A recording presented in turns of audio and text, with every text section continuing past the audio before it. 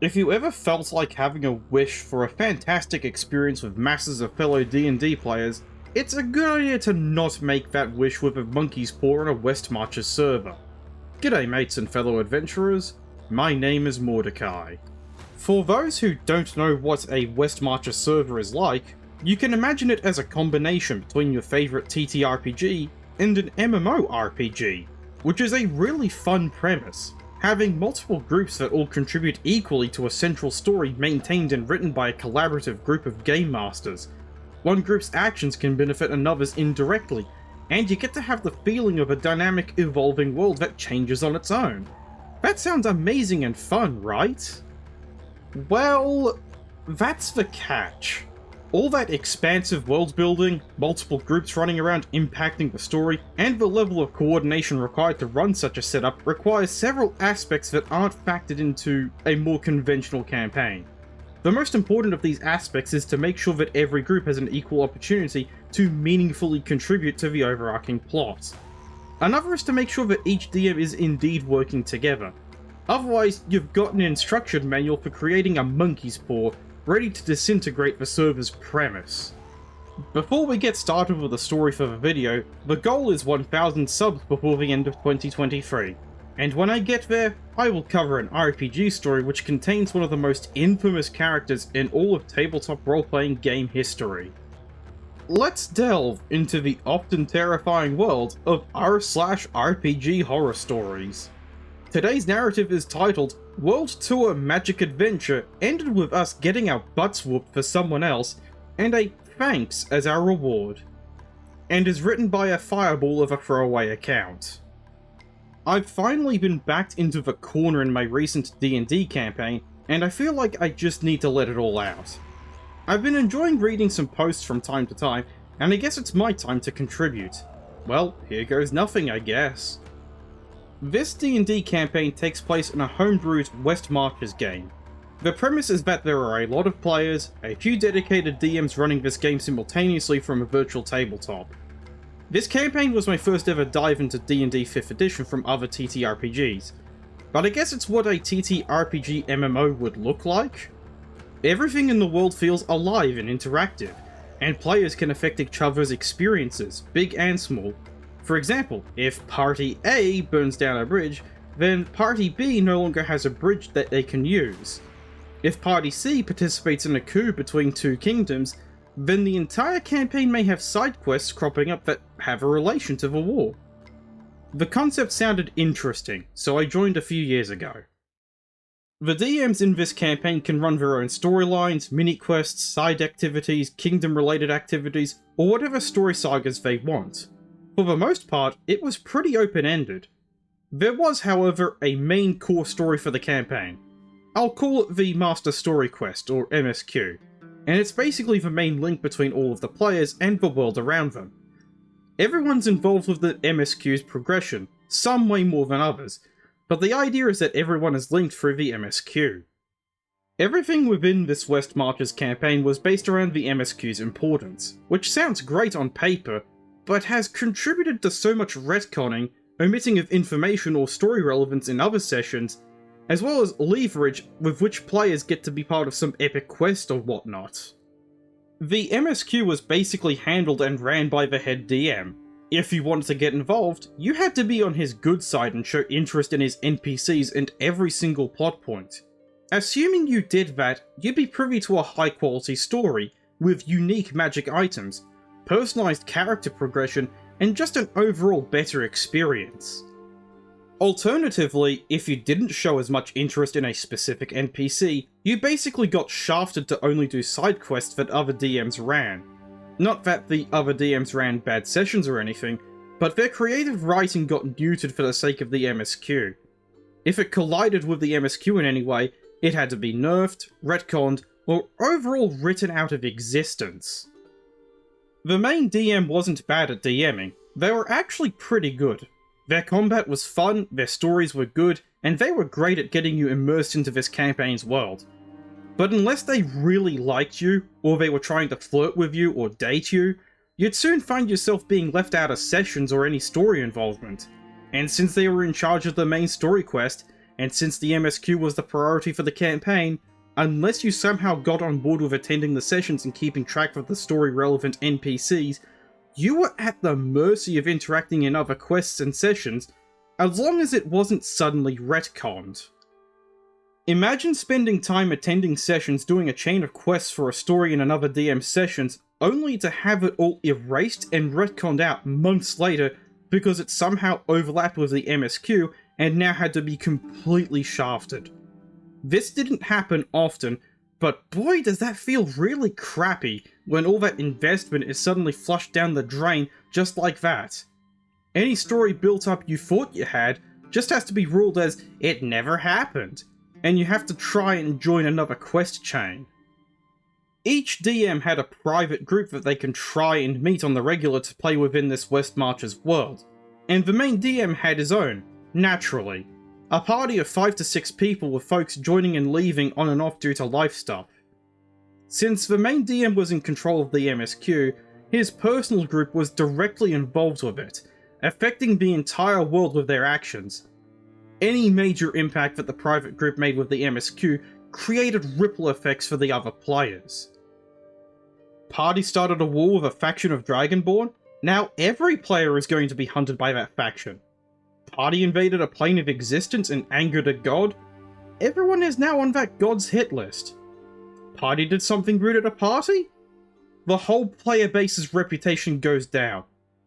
This party, mind you, didn't speak or represent any of the other players within the campaign, but somehow any of their screw-ups or bad mistakes always seem to be offloaded onto everyone else.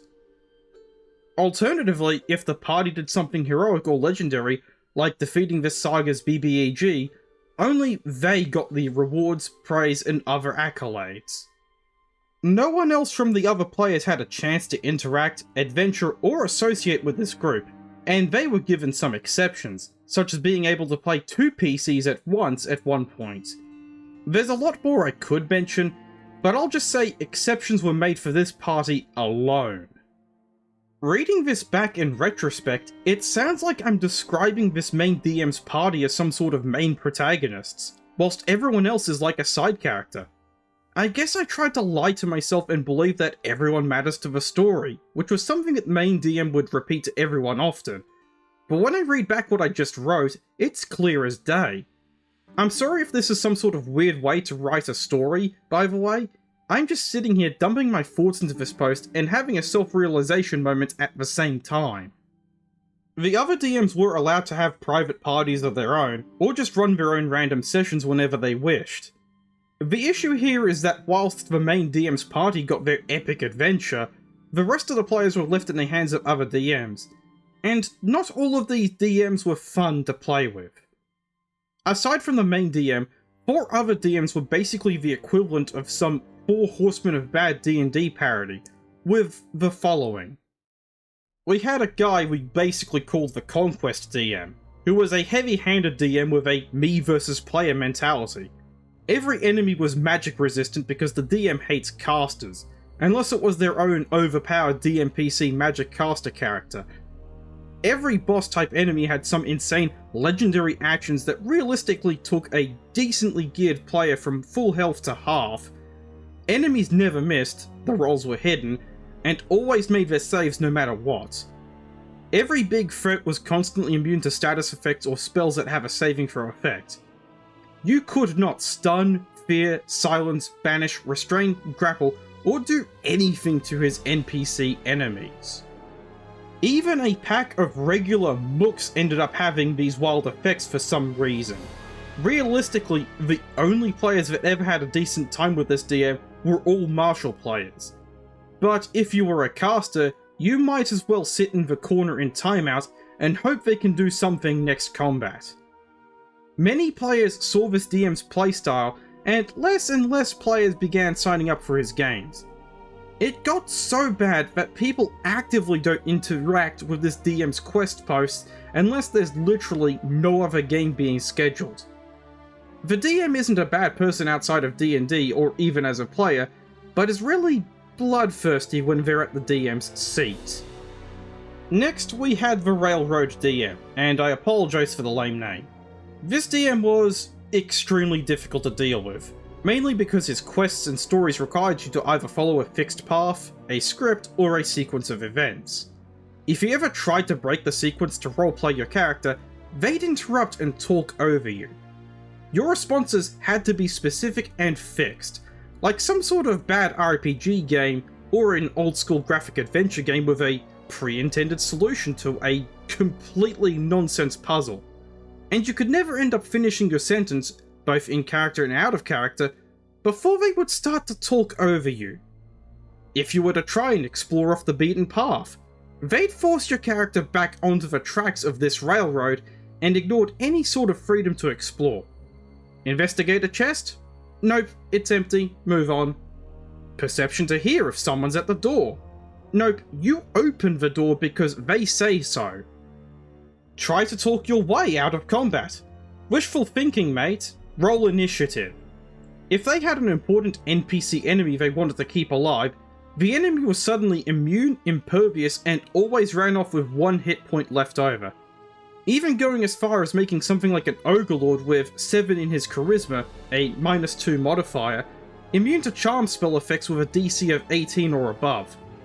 They weren't as bad as the Conquest DM, but definitely sucked any sort of life and player agency out of his games. Again, players would catch on to his style of play, and would also not try to join their sessions.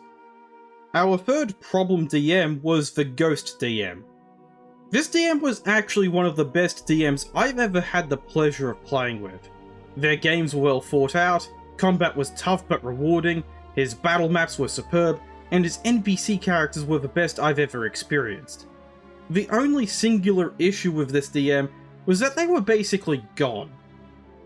From what I understand, his IRL life was pretty hectic, and he had a lot on his plate. I never pried into his business out of respect, but whatever was happening would force him to disappear for months at a time. If they were responsible for your character's story plot points, you were basically stuck waiting for months until this DM came around to respond back to you. Not the worst offense out there, but it did stump a lot of character growth and progress for some players. Genuinely, I believe he was a good person. He was just gone all of the time. And lastly, we have the Disarray DM. This DM was straight up disorganized. The sessions felt like they were both prepared and unprepared, and whilst the sessions themselves still ran alright, it wasn't without their individual road bumps. This DM style was very confusing to say the least. One time during a session, a group of players were supposed to find some story-relevant MacGuffin for a fellow player, but the party rolled low investigation and didn't find anything, only for said MacGuffin to suddenly appear in a character's inventory all of a sudden.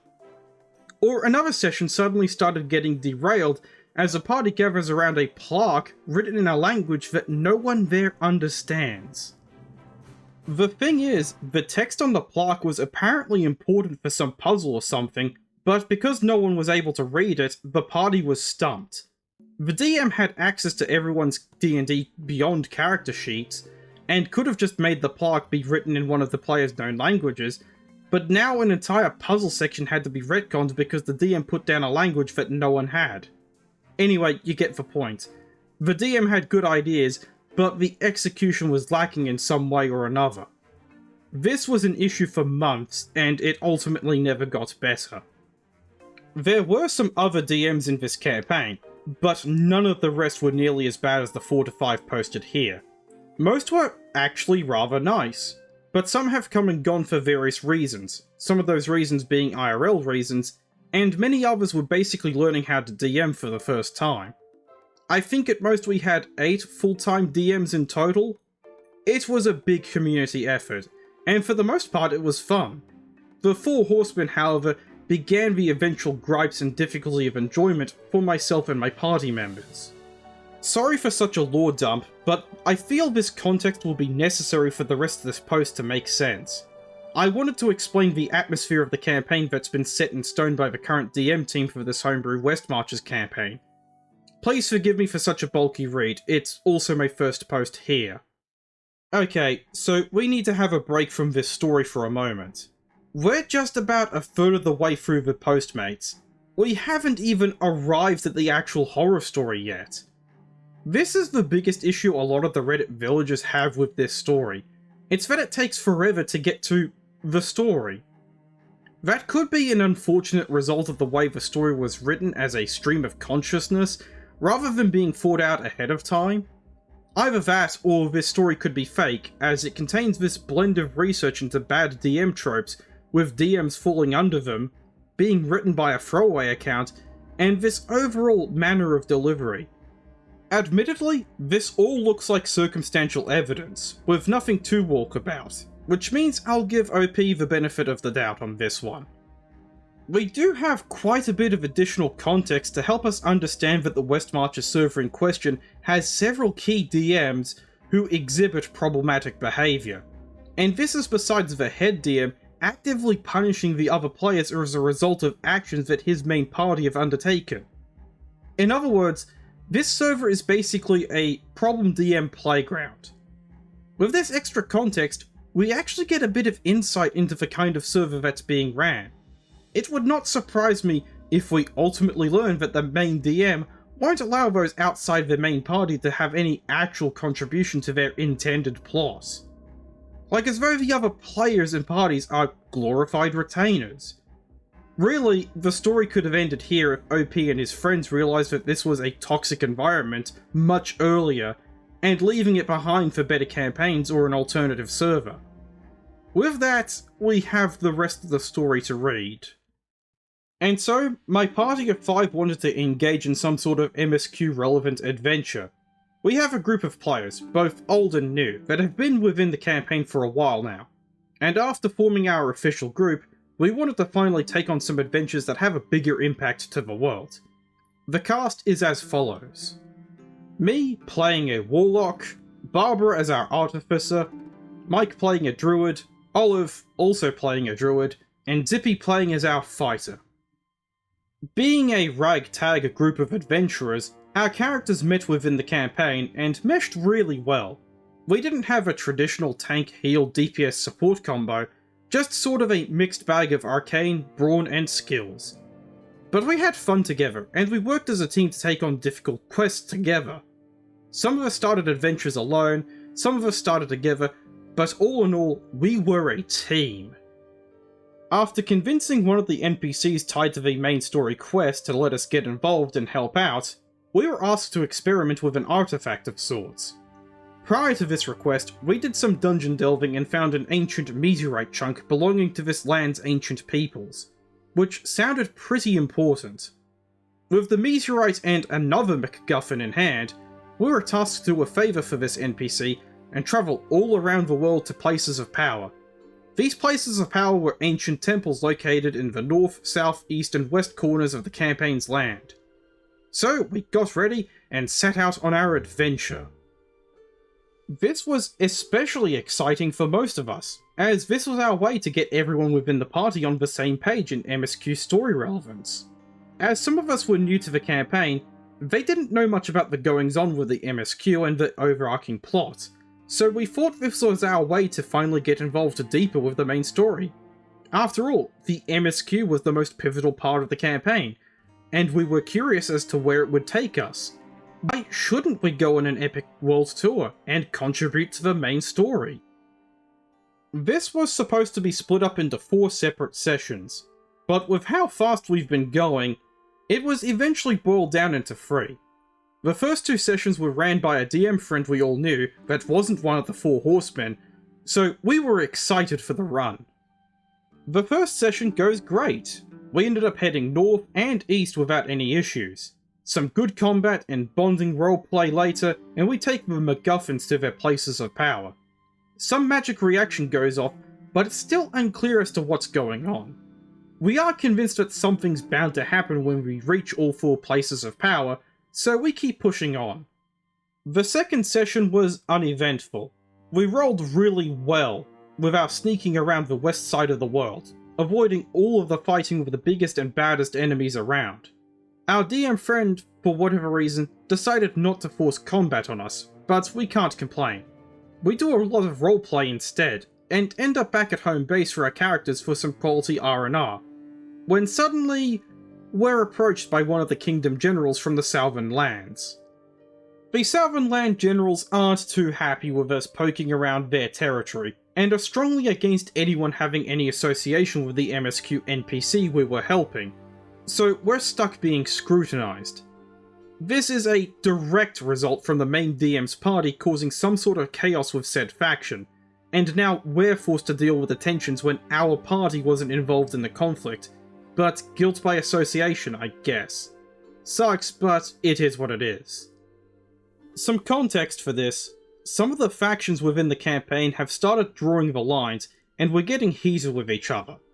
And with main DM's party causing all sorts of commotion on a global scale, it's only making it more difficult for other players outside of the main party to quest around safely without some political drama.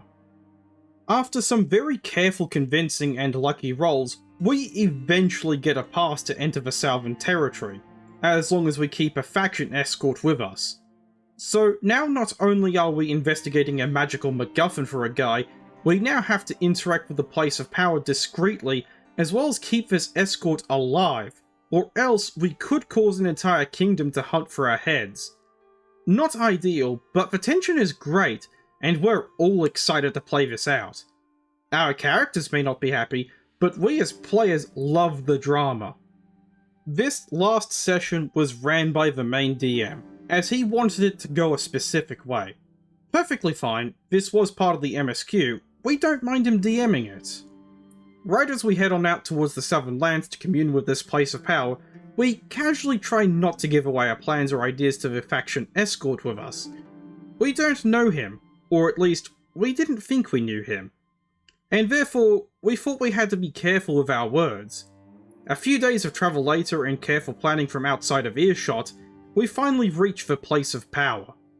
There, at the temple, we spot some elves that my character recognizes. Long story short, we had some conflict with the elves in the past, but were able to create an amicable working relationship. With the help of the elves as well as the promised favours, we convinced the faction escort that we're not welcome near the place of power, but they will be gracious enough to let one of us investigate the area. We sent Barbara to do their MacGuffin magic stuff alone, while we keep the escort looking away with distractions. Suddenly, when Barbara finishes up their task, a wave of monstrosities invades the temple and a horde of beastly creatures start to swarm us and the place of power. I think the creatures were demonic, maybe? They were from some other kind of plane of existence, but it wasn't anything I was ultimately familiar with. But I know they've looked very beastly in nature in the token art, one of which was a large-sized caster, and they had a mechanical machine of war with them. We've faced swarms before, but never at this magnitude. Our average party level was around level 11, so we were okay with taking on something challenging.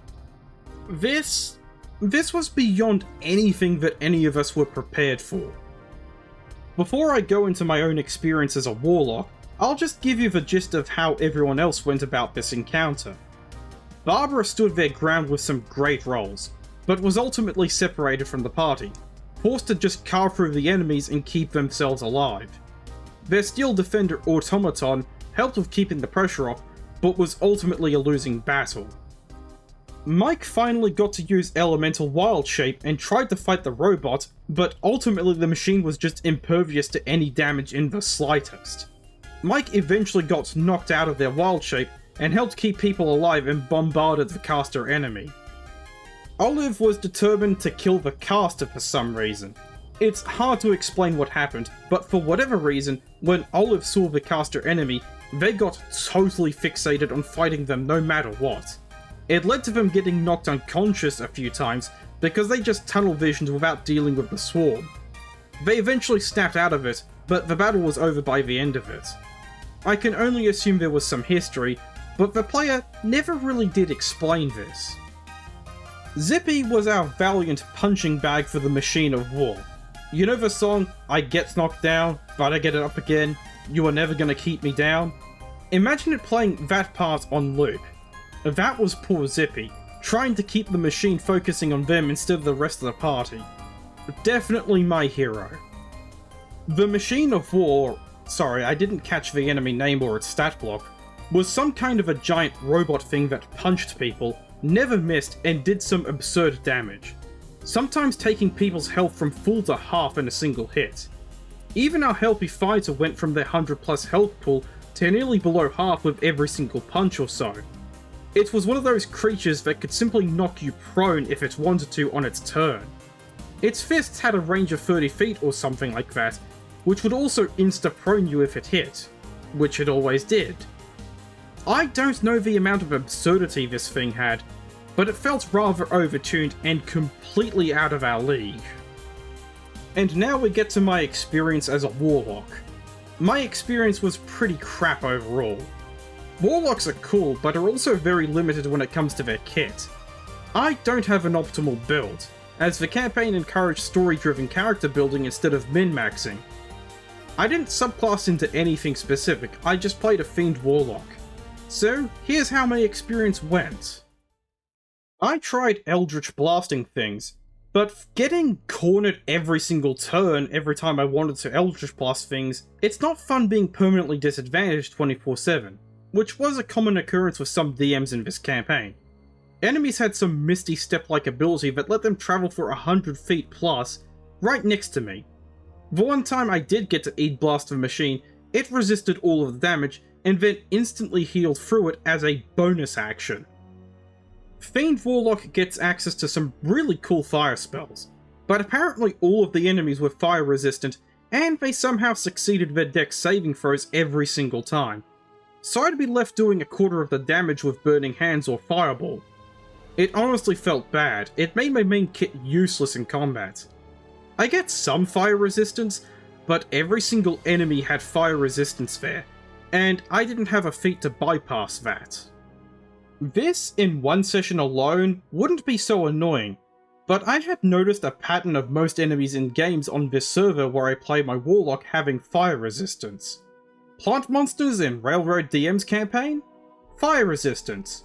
Shambling corpses in some Icy Tomb for Conquest DM's game? Fire resistance, and sometimes even immunity. There's no way the world's just ultimately resistant to fire, right?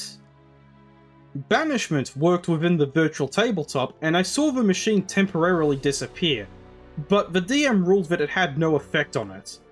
I have a history with Banishment and the DMs in this campaign/server. This spell only seems to work on non-important things like a CR-1/8 mob, but never on anything substantial, like a legitimate threat to the party. After a few times it actually worked, it has never seen success again, as every enemy suddenly starts having immunity to it, or they just succeed the save. This also happened with those ogres from earlier that I mentioned with a charisma of 7.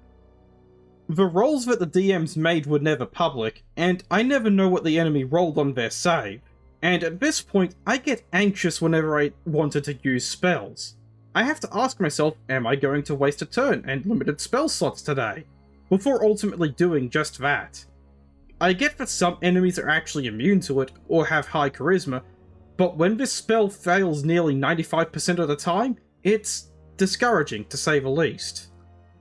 Mental Prison was another spell I thought was really cool, until the DMs, including the main DM, just made every enemy succeed or be flat out immune to it. I've had this spell for almost 6 months I think, and I've only seen it work once on a Manticore. At least it does some damage when it fails. The rest of my limited kit was things like Fly and Invisibility, so unless I want to run away from battle, I'm left scraping by with very little. I guess Thunderstep wasn't resisted? Lucky me. Overall, I'd say I just had a really bad time with this combat. The most effective thing I could do was use my Ring of Spell Storing to Healing Word and ally from unconsciousness a few times. Otherwise, I was basically a practice dummy with 93 hit points. Regarding enemies making their saving throws, I understand that I sound bitter in this area. It's a bit of a sore spot, but mainly for one reason. All of the rolls were hidden. I don't know when an enemy actually makes the save, or the DM's just fudging the dice.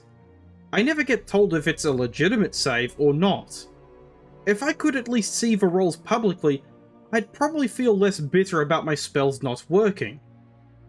A spell failing is part of the game, but when the rolls are invisible to me, and especially with just how many actual saves versus fails happen, it starts to feel really cheaty. I'd like to know that it's just how the dice rolled and not be left guessing if the DM's faking it. It's been a bit of a pain lately, as it feels like the problem DMs always have enemies that succeed every saving throw from my Warlock's kit. Maybe I'm just getting too touchy over this, but it's happened so often in this campaign, it sort of makes me regret not playing a simple martial character or something. Mind you, it could also just be that the problem DMs and the main DM have made it not fun to play my Warlock, but having it happen back to back from game to another game over and over again gets really annoying. It's not that I just want to sit still and be an Eldritch Blast turret shooting from the safety somewhere. It's just that I'd like to feel like my limited kit and spell points aren't going to waste while I want to banishment a big brute and give my party some breathing room for a little while, or help clear off swarms of minions surrounding the druids or something. I don't want to feel powerful, I want to feel useful. But if my useful spells have no effect, and all my damage is constantly resisted, it really tunes me out from caring about what my character will do on their turn. And after this session's combat, I was completely devoid of any fun or enthusiasm for the campaign going forward. During the combat, the caster enemy would start screaming and yelling in some tongue that I didn't understand. The elves at the temple, who were technically DMPCs I guess, said that the caster was looking for something. I guess that maybe they were looking for our MacGuffin? I used tongues in combat. Bad move, but I was trying to be creative. And I tried to shout to the caster enemy that we got what he wants and we'll just give it to him if we can stop being beaten to oblivion. The caster seemed to respond to my Warlock at first, but then suddenly decided, nah, I'm just gonna kill you anyway. No rolls of persuasion, deception, insight, or anything. I guess I just wasted the last of my spell slots then, and that felt really bad. Eventually, the combat devolved into DMPCs distracting the big machine of war, as well as killing a good chunk of the swarm. The DMPCs did more damage than me, by the way, which felt even worse. So we took our chances and booked it out of there. Somehow, at some point, we were granted this brief break to get the heck out of there. For me and my fellow party members, some of our moods had significantly dropped by this point. I remember messaging my party on Discord, checking to see how they were doing, and it seemed like everyone but one of us had collectively been exhausted and drained from this fight. Some were like me and were just losing any sort of fun with how hard this combat went and how quietly it had ended. But we can still redeem this with some roleplay, right? We still have a MacGuffin to deliver to the main story quest NPC after all, right? Our party returned back home to report to the NPC and deliver him his MacGuffin. During that time, Olive stuck around to chat with the faction escort that had accompanied us to the place of power, and their conversation went something like this. Sorry about my party. They can be a handful, and most of them have no idea what's even going on. That's alright, you know. I could see what they did, you know. Are you going to report it to your kingdom? You aren't even much for the kingdom anymore, right? I don't really care, really. I don't mind y'all doing whatever y'all were doing. I wasn't planning to report anything anyway.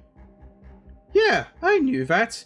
Your order of knights doesn't really care much for the kingdom anyway. Still, my party was acting like idiots out there. If only they knew what's really going on. Or something like that. Some combination of words that basically amounts to a flat-out insult towards the rest of us. Mind you, this is all over Discord. The player and the main DM are talking in character, and all of us in character can hear this. We're not really metagamers or anything, and we understand that this was an in-character one-on-one conversation, but like, what? It seems so out of nowhere for Olive to start bad-mouthing the rest of the party like that. She's usually pretty closed off, but has never been insulting as a character. So this is all a very sudden shift for us as players to hear all of this.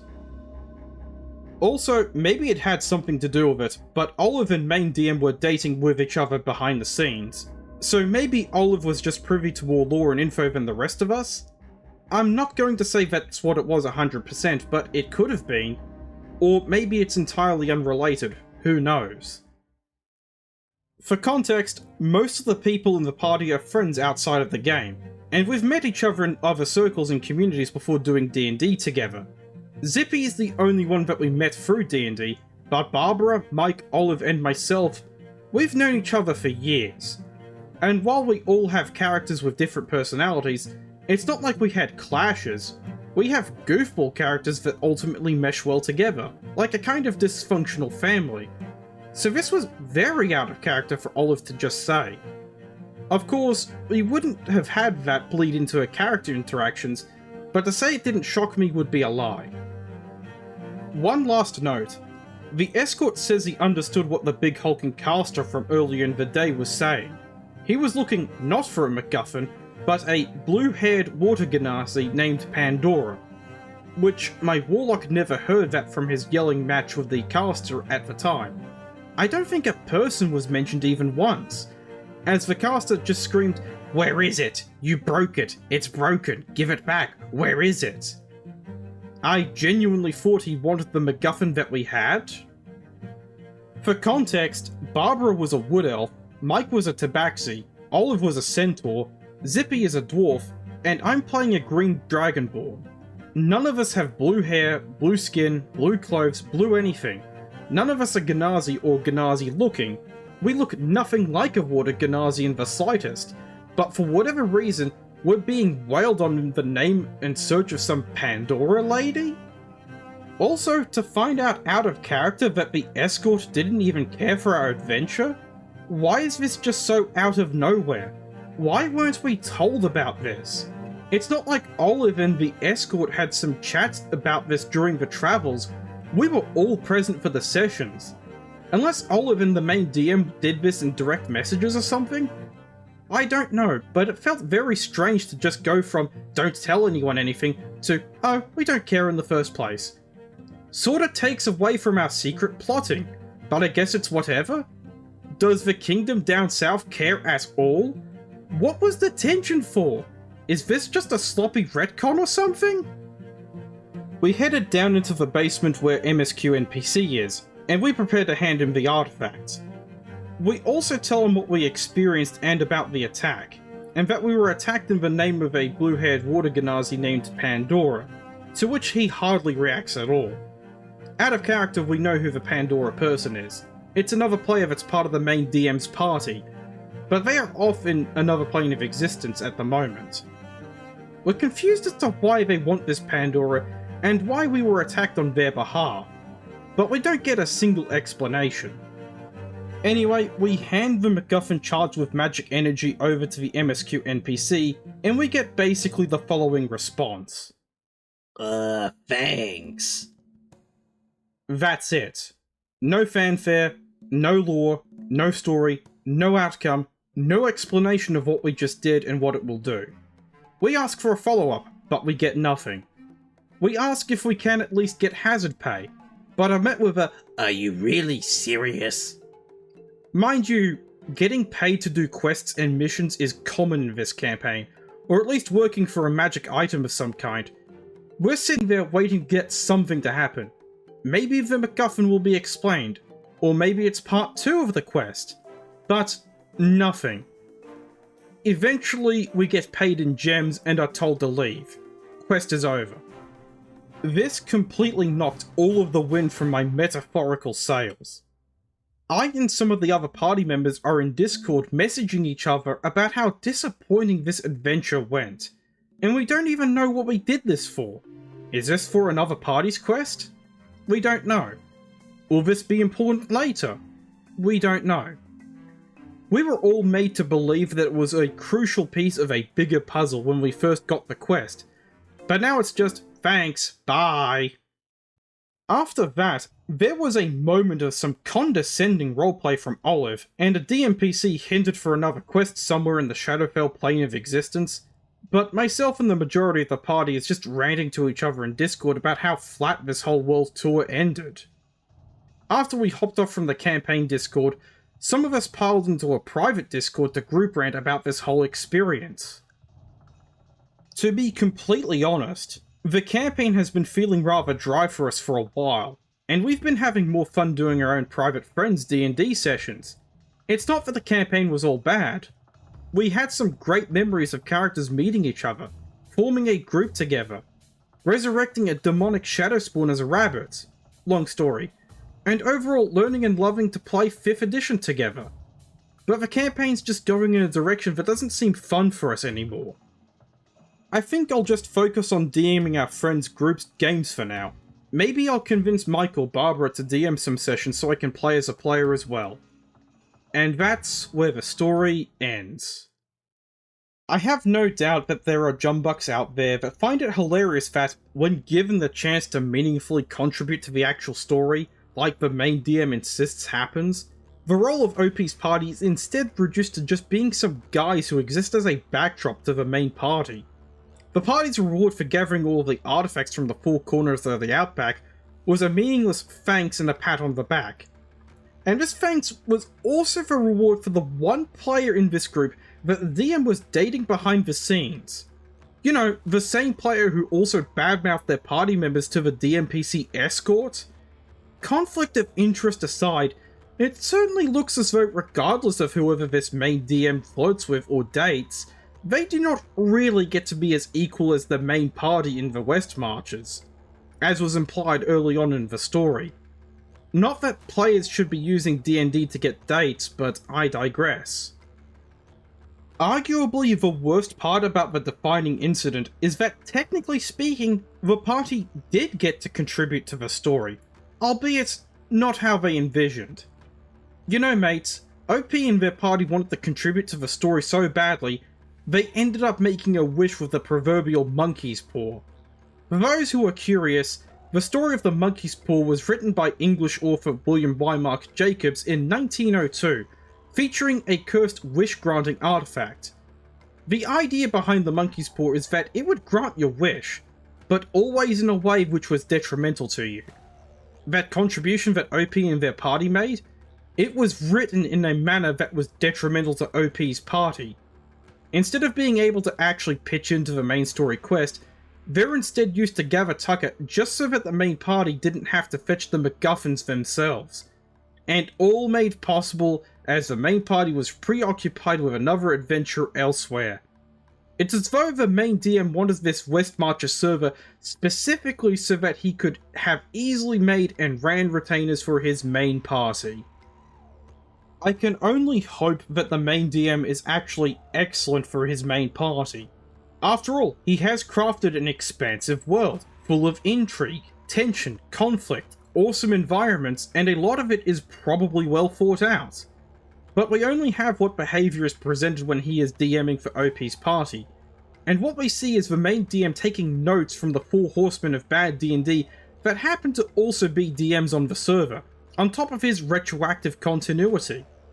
We have the render casters irrelevant and DM versus player mentality from Conquest, the party story being railroaded and made irrelevant from Railroad, the last minute showing up that could be in line with Ghost, and the complete disconnect between party performance and the resulting reward consistent with a DM who endorses disarray. And I get the distinct impression that these problems would persist to this very day. All of which leaves me with the conclusion that the main DM should not be in charge of any Westmarches setting, as he is seemingly dedicated to doing it in service of his personal group. So what have we learned from this story? Well, Westmarches servers certainly require a much more sophisticated skill set than just being a DM with a regular party. On top of making sure that the DMs running the server are all coordinated and capable, you have to make sure that every player gets an equal chance to actually contribute to the story. After all, MMO D&D isn't supposed to actually reflect an MMO where there is a group of famous heroes whose actions actually advance the world, with other players merely being backdrop scenery. That is, unless you have cleared this with every player on your Westmarches. Even then, make sure that your players' characters have been appropriately rewarded for their services. Heck, retainers still get paid for their services, and at no point should you make your players beg for a reward. Thank you for watching the video. If you like my content and want to see more or wish to support the channel, please hit the subscribe button and maybe leave the video a like. It's free to do, and every bit of support is highly appreciated. Once again, mates, thank you for watching, and I shall see you all next time.